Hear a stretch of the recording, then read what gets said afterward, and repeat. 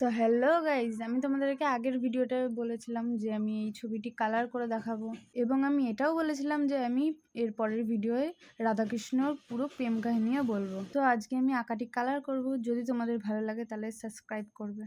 রাধাকৃষ্ণের প্রেমকে পরক্রিয়া ভাব বলা হয়। সামাজিক ও নিয়মের ঊর্ধ্বে গিয়ে ও পবিত্র ভালোবাসার প্রতীক এই প্রেম। কৃষ্ণের সখা শ্রীদামা একবার রাধাকে অভিশাপ দেন। সেই অভিশাপের কারণে রাধাকে মর্ত্যের 100 বছর কৃষ্ণের বিরহে কাটাতে হয়েছিল। বিয়ে হলো একটি সামাজিক ও জাগতিক বন্ধন।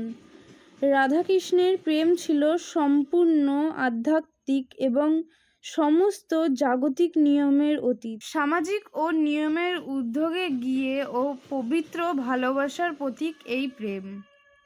কৃষ্ণের সখা শ্রীদামা একবার রাধাকে অভিশাপ দেন।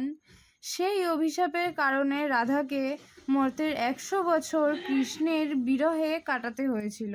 বিয়ে হলো একটি সামাজিক ও জাগতিক বন্ধন। রাধা কৃষ্ণের প্রেম ছিল সম্পূর্ণ আধ্যাত্মিক এবং সমস্ত জাগতিক নিয়মের অতীত।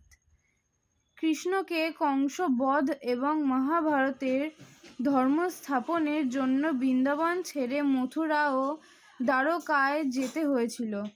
ফলে তাদের ভৌগোলিক দূরত্ব তৈরি হয়। কৃষ্ণের বাঁশির সুরে রাধা বেকুল হতেন।